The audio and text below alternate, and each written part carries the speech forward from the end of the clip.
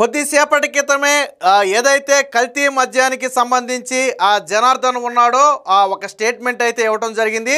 ఇప్పుడు ఈ statement entire YCP మొత్తాన్ని కూడా ఇరకాటంలో పడేసింది. ఎంటైర్ ఈ కల్తీ మద్యం వెనుక ఉన్నటువంటి వ్యక్తి జోగి రమేష్. స్వయంగా జనార్దన్ వీడియోలో స్వయంగా జోగి రమేష్ పేరు చెప్పడంతో పాటు అసలు దీనికి ప్లాన్ ఎలా వేశారు, ఎప్పటి నుంచి వేశారు, ఎందుకు జోగి రమేష్ మాట వినాల్సి వచ్చింది, ఎవరిని ఇరికించడం కోసం జోగి రమేష్ ఈ ప్లాన్ వేశారు, అసలు పోలీసులకు లీకేజ్ పట్టించింది ఎవరు, ఇలా A to Z pin to pin అన్ని విషయాలను కూడా పోసగుచ్చినట్టుగా జనార్దన్ అయితే విడుదల చేయడం జరిగింది. ఇప్పుడు వైసీపీ ఇరకాటంలో పడిపోయింది. జగన్మోహన్ రెడ్డి అడ్డంగా దొరికిపోయాడు, జోగి రమేష్ అడ్డంగా దొరికిపోయాడు. కేవలం చంద్రబాబు గారి ప్రభుత్వం మీద బురద జల్లటం కోసం ఈ కల్తీ లిక్కర్ని అయితే బయటికి తీసుకొచ్చారు. వాస్తవానికి 2021 నుంచి అంటే వైసీపీ ప్రభుత్వంలో ఉన్నప్పటి నుంచి కూడా జోగి రమేష్ అనుచరుడిగా ఉండి నేను ఈ కల్తీ మద్యాన్ని అమ్మాను అని స్వయంగా జనార్దన్ ఒప్పుకున్నాడు. అయితే కూటమి ప్రభుత్వం వచ్చిన తర్వాత ఇదే జోగి రమేష్ ఫోన్ చేసి ఈ కల్తీ మద్యం సంబంధించి మొత్తం బంద్ చేయాలని చెప్పడంతో నేను ఆపేశాను. మళ్ళీ గత ఏప్రిల్లో అంటే ఒక 4-5 నెలల క్రితం మళ్ళీ జోగి రమేష్ ఫోన్ చేసి మళ్ళీ కల్తీ మద్యాన్ని స్టార్ట్ చేయాలని చెప్పి అదే జోగి రమేష్ చెప్పాడు. పైగా ఇప్పుడు జనార్దన్ తమ్ముడిని కూడా అందులో ఇన్వాల్వ్ చేయటం, చంద్రబాబు ప్రభుత్వం మీద బురద జల్లాలి, నువ్వు కల్తీ మద్యం స్టార్ట్ చేయి, టైం చూసి బురద ఎప్పుడు జల్లాలో నేను చెప్తాను, నీకు ఎటువంటి ఇబ్బంది లేదని చెప్పి జనార్దన్ అయితే ఒప్పించడం జరిగింది. జనార్దన్ కూడా ఏ విషయం చెప్పాడు, ఎందుకని జోగి రమేష్ మాటలకు తలగ్గాల్సి వచ్చిందంటే పూర్తి స్థాయి అప్పుల్లో మునిగిపోయి చివరికి ఇల్లు కూడా వేలం వేసే స్థితికి యాక్షన్కి జనార్దన్ ఇల్లు కూడా వచ్చింది. దీంతో తప్పని పరిస్థితుల్లో తన అప్పుల నుంచి బయటపడటం కోసం జోగి రమేష్ చెప్పిన మాట వినటం తప్ప మరొక గత్యంతరం లేకుండా పోయింది. సో దీనికి సంబంధించి పూర్తి వివరాలను అయితే జనార్దన్ విడుదల చేయడం జరిగింది. ఇప్పటి వరకు వైసీపీ పార్టీ నుంచి కానీ జోగి రమేష్ నుంచి కానీ ఎటువంటి సమాధానం కూడా బయటికి రాలేదు. ఎప్పుడైతే జోగి రమేష్ పాత్ర ఉందని తెలిసిందో వైసీపీకి చెందిన నేతలందరూ కూడా కలుగుల్లోకి వెళ్ళిపోయారు.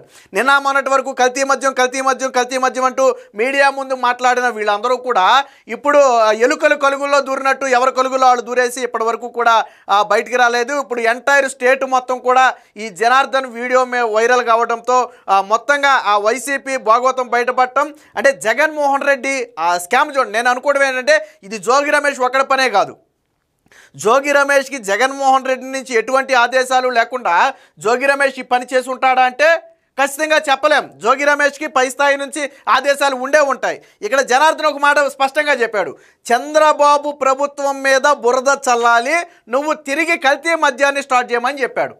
విషయం ఏంటో తెలుసా, ఇక్కడ ట్విస్ట్ ఏంటో తెలుసా, దీన్ని లీకించి పట్టింది జోగి రమేషే. ములకల చెరువు మద్యానికి సంబంధించి లీకించి పట్టించింది జోగి రమేషే. సో అక్కడ పట్టించిన తర్వాత అందులో వైసీపీ నేతల హస్తం వచ్చే అవకాశం ఉందని చెప్పి ఏం చేశారు, మళ్ళీ ఇంకొక స్టోర్ అయినటువంటి ఇబ్రహీంపట్నానికి కూడా లీకించి పట్టించారు. 2 విషయాల్లో ట్విస్ట్ ఏంటో తెలుసా, సాక్షి ముందే అక్కడ కూర్చుంది, సాక్షి మీడియా ముందే మక్కం వేసింది, పోలీసులు ఎంటర్ అయ్యారో లేదో వెనకమాలే సాక్షి వెళ్ళిపోయింది.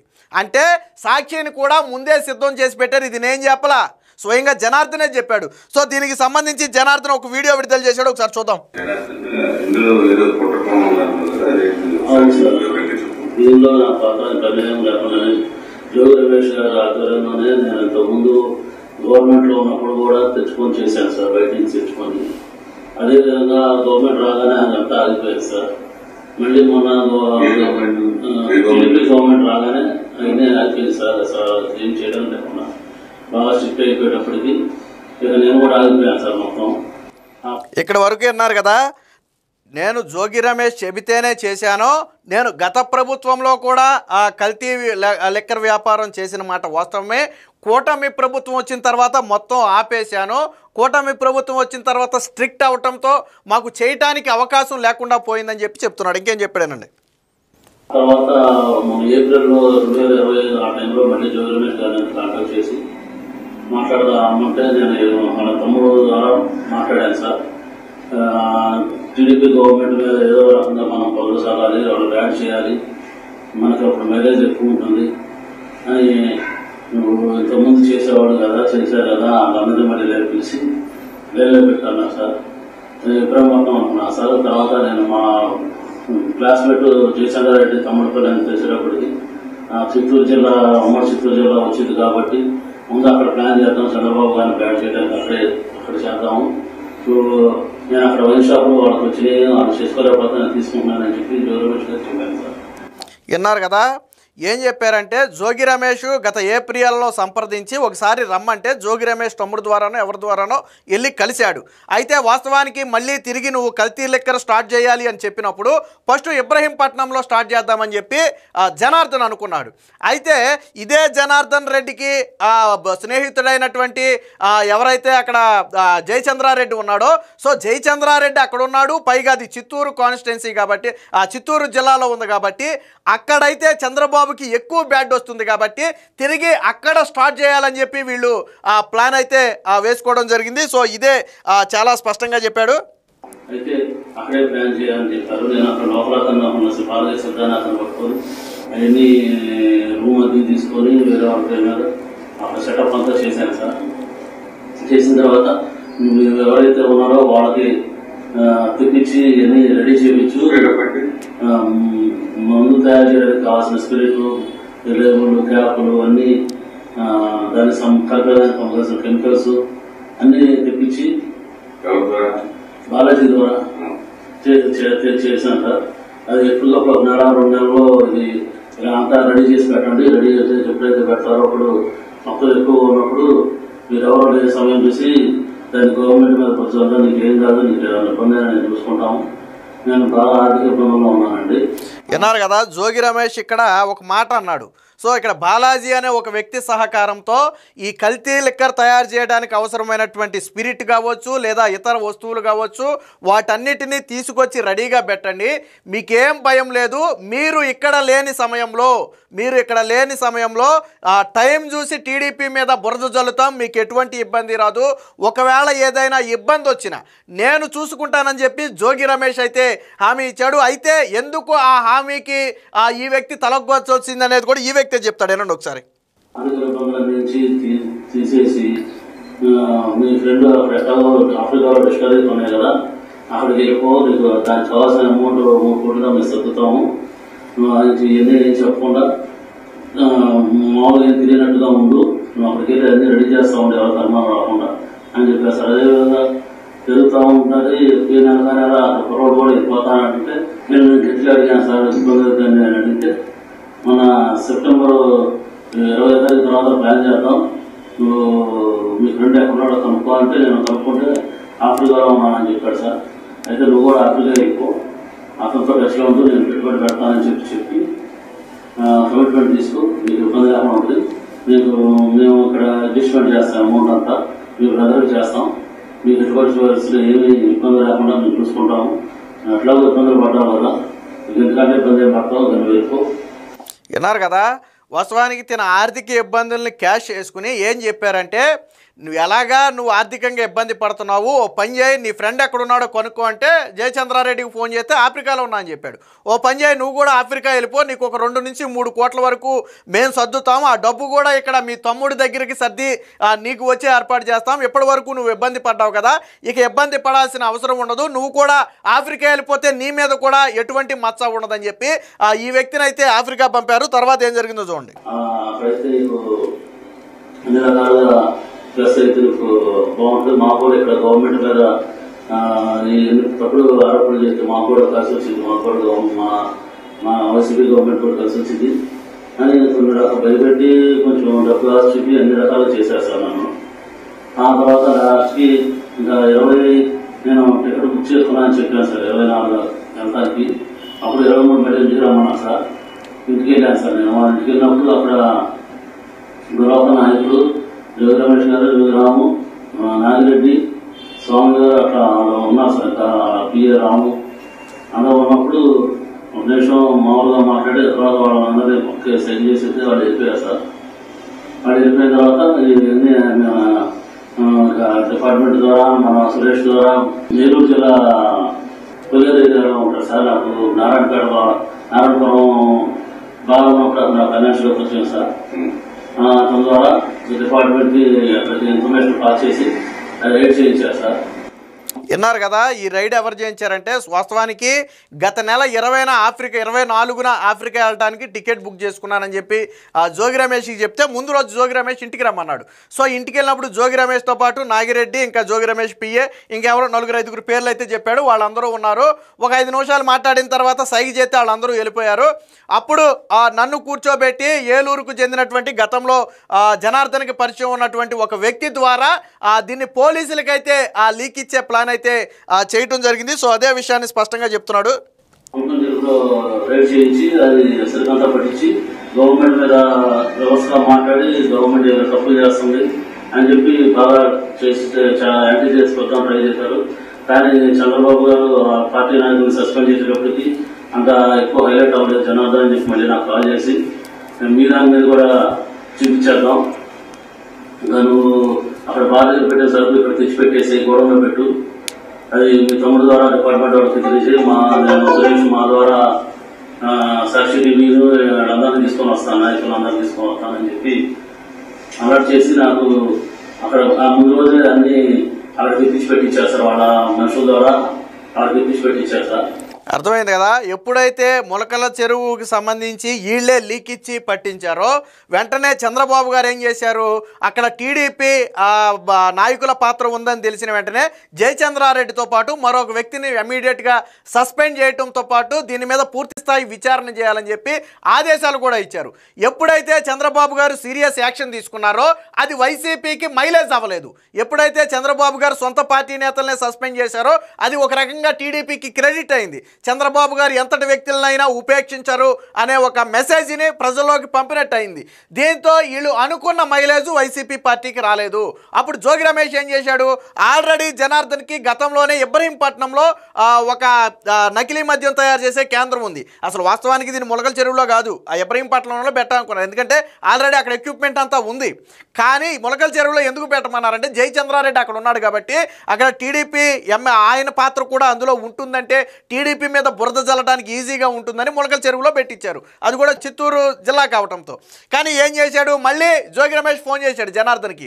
ఏమని, మనం అనుకున్నట్టుగా ఇది సక్సెస్ అవ్వలేదు, ఆల్రెడీ నీ దగ్గర ఏదైతే ఇబ్రహీంపట్నంలో ఇంకోటి ఉంది కదా, నీ స్పిరిట్ కేంద్రం ఉంది కదా నకిలీ మద్యం తయారు చేసేది, సో దాన్ని కూడా పట్టించేద్దాం, నీ తమ్ముడు ద్వారానే పోలీసులకు లీక్ ఇప్పిద్దాం, కరెక్ట్గా దాని మీద రైడ్ చేసే సమయానికి నేను సాక్షి టీవీతో పాటు కొంతమంది వైసీపీ నేతలను తీసుకుని నేను అక్కడికి వచ్చేస్తానని చెప్పి జోగి రమేష్ ఫోన్ చేసి అయితే చెప్పడం జరిగింది. అంటే 2 చోట్ల ఫోన్ చేసి పట్టించింది వైసీపీనే.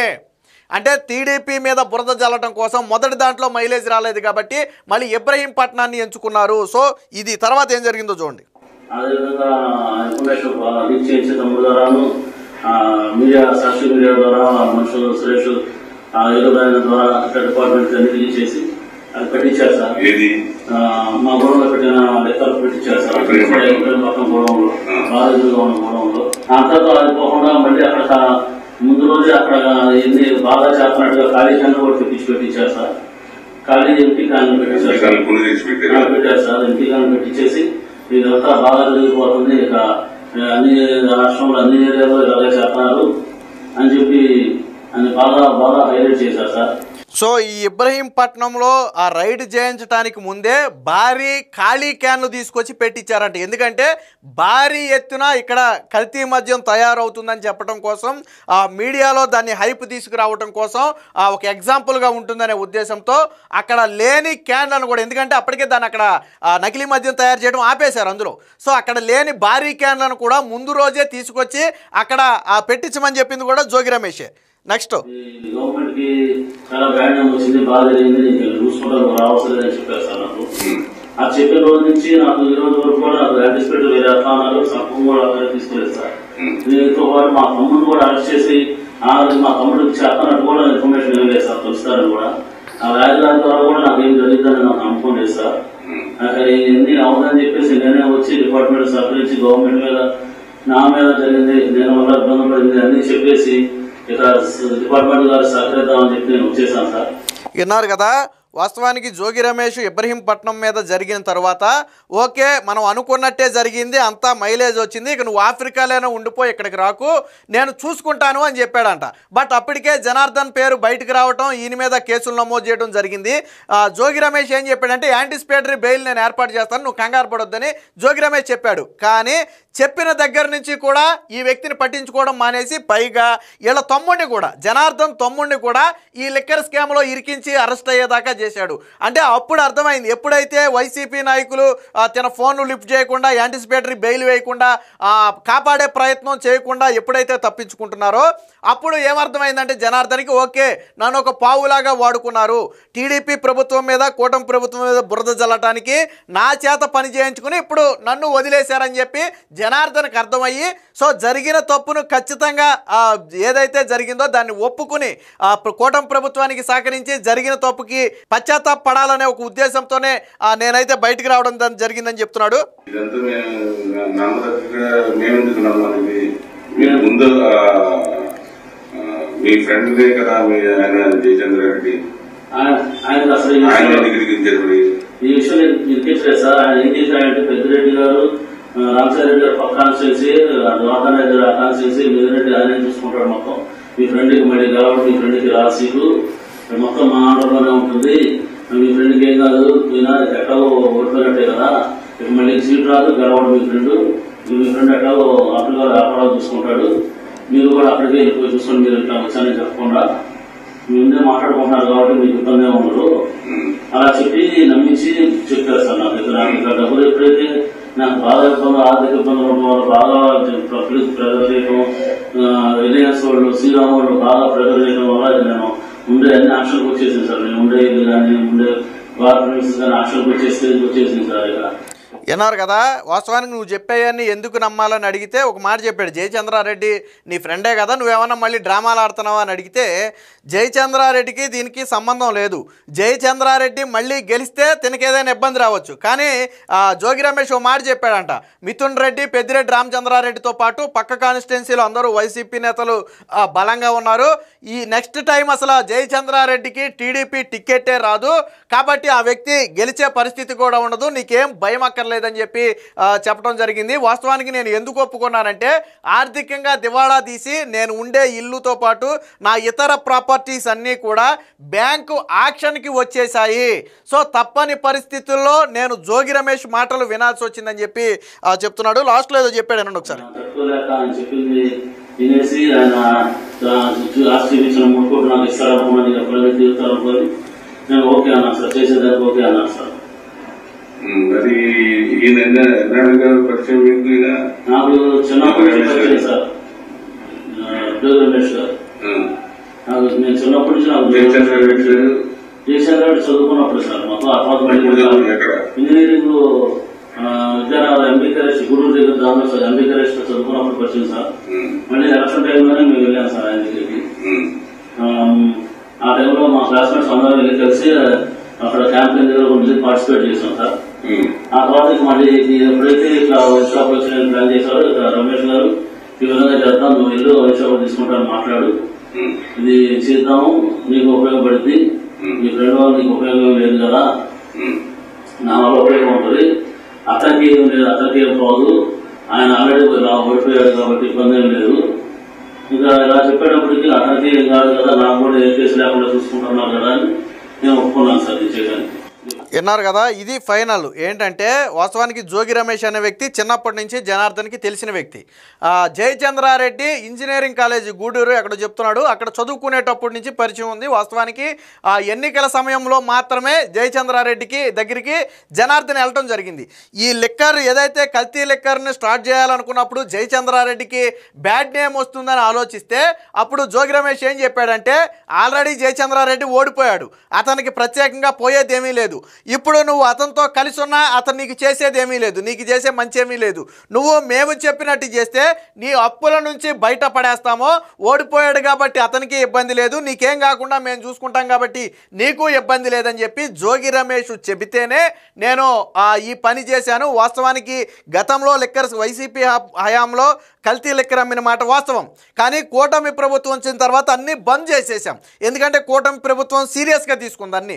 సో దాంతో ఎందుకు వచ్చిన తలనొప్పని మేము మానేస్తే గత ఏప్రిల్లో జోగి రమేష్ ఫోన్ చేసి ఈ విధంగా ప్లాన్ చేసి వాళ్ళే లీక్ ఇచ్చి పట్టించి వాళ్ళే ప్రభుత్వం మీద ఆ బురద జల్లే ప్రయత్నం చేశారని చెప్పి జనార్దన్ వీడియో అయితే విడుదల చేశాడు. ఎప్పుడైతే ఈ వీడియో బయటకు వచ్చిందో వైసీపీ నాయకులకు ముచ్చెమటలు మొదలయ్యాయి.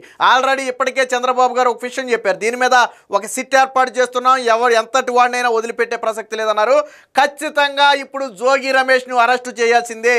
అసలు జోగి రమేష్ కానివ్వండి, జగన్మోహన్ రెడ్డి కానివ్వండి, ఎంత నీచమైన బుద్ధి అంటే గతంలో బాబాయి హత్య జరిగిన విషయం వీళ్ళందరికీ తెలుసు. ఎవరు చంపారో తెలుసు, ఎవరు చంపించారో తెలుసు, ఎందుకు చంపారో కూడా తెలుసు. కానీ నరాసుర రక్త చరిత్ర అని చెప్పి ఆ రోజు చంద్రబాబు గారి మీద నిందలు మోపారు. తరువాత సరే కాలం కలిసి రాలేదో అప్పుడు టీడీపీ ఓడిపోయింది. బట్ జగన్ గెలిచిన తర్వాత వాస్తవం ఏంటనేది ప్రపంచం మొత్తానికి తెలిసింది. ఇప్పుడు మళ్ళీ కల్తీ మద్యం వ్యవహారం ఆడ హయాంలో జరిగి మానేసినటువంటి ఆ కల్తీ లెక్కర్ని బయటికి తీసుకొచ్చి ఇప్పుడు కూటమి ప్రభుత్వం మీద బురద జల్లే ప్రయత్నం చేయటం అంటే వైసీపీ ఎంత కరుడు గట్టిన ఆ నీచమైన బుద్ధి కలిగింది. ఎదుట పార్టీ మీద బురద జల్లటానికి ఏ స్థాయికి దిగజారుతుంది అనడానికి ఇదొక నిదర్శనం. జగన్మోహన్ రెడ్డి దీనికి నైతిక బాధ్యత వహించాలి. జోగి రమేష్ని ఖచ్చితంగా కూటమి ప్రభుత్వం వెంటనే అరెస్టు చేయాలి. గతంలో చంద్రబాబు గారి ఇంటి మీద ఎంత నిర్లజ్జగా నిస్సిగ్గుగా దాడి చేశాడో మనందరం చూసాం. చంద్రబాబు ఇంటి మీద దాడి చేసి చంద్రబాబుని ఏకవచనంతో అనరాని మాటలు అన్నందుకు జోగి రమేష్కి తీసుకెళ్లి మంత్రి పదవి కట్టబెట్టాడు జగన్మోహన్ రెడ్డి. అంటే చూడండి, నారా లోకేష్ని కానీ, లోకేష్ గారి ఫ్యామిలీని కానీ, చంద్రబాబు గారిని కానీ, భువనేశ్వర్ గారిని కానీ అనరాని మాటలని ఎవరైనా జగన్మోహన్ రెడ్డి కళలో ఆనందం నింపితే వాళ్ళకు పెద్దపీట వేస్తాడు. ఈరోజు జరిగింది కూడా అదే. ఇది జోగి రమేష్ని అడ్డం పెట్టుకుని జగన్మోహన్ రెడ్డి ఈ కల్తీ స్కామ్ని, ఆ కల్తీ లెక్కర్ ఏదైతే ఉందో దాన్ని కూటమి ప్రభుత్వం మీద నెట్టడం కోసం విశ్వ ప్రయత్నం చేశారు. ఆ కుట్రలో భాగంగానే జనార్దన్ అనే వ్యక్తిని పావుగా వాడుకున్నారు. ఇప్పుడు వాళ్ళ కర్మకాలి, వాళ్ళు చేసినటువంటి మోసం బయటపడింది. ఖచ్చితంగా జోగి రమేష్ని వెంటనే అరెస్టు చేయాలి. జోగి రమేష్ ఒక్క నిమిషం కూడా బయట ఉండటానికి అర్హుడు కాదు. జోగి రమేష్ జీవితకాలం జైల్లోనే ఉండాలి. ప్రజలు ప్రాణాలు పోయినా పర్వాలేదు, కూటమి ప్రభుత్వం మీద బురద జల్లటమే మా ఎజెండా అని ఆ అత్యంత నీచమైనటువంటి ఆలోచనలు చేసినటువంటి జోగి రమేష్ కావచ్చు, జగన్మోహన్ రెడ్డి కావచ్చు, నిన్న మొన్నటి వరకు టీడీపీ పాత్ర ఉంది, చంద్రబాబు నాయుడు పాత్ర ఉందని మొరిగిన వైసీపీ నాయకులు కావచ్చు, అందరి మీద కఠిన చర్యలు తీసుకోవాలి. ఇది ఒక జోగి రమేష్తో కాదు, దీని వెనక ఇంకెవరెవరి హస్తం ఉంది, అసలు వైసీపీ హయాంలో ఎవరి అండతో నడిపారు, ఇలా అన్ని విషయాలను బయటికి రాగాలి. ముందు జోగి రమేష్ ఇందులో ఈ కల్తీ లెక్కర్లో ప్రధాన నిందితుడిగా ఉన్నటువంటి జోగి రమేష్ని అయితే వెంటనే అరెస్ట్ చేయాలి.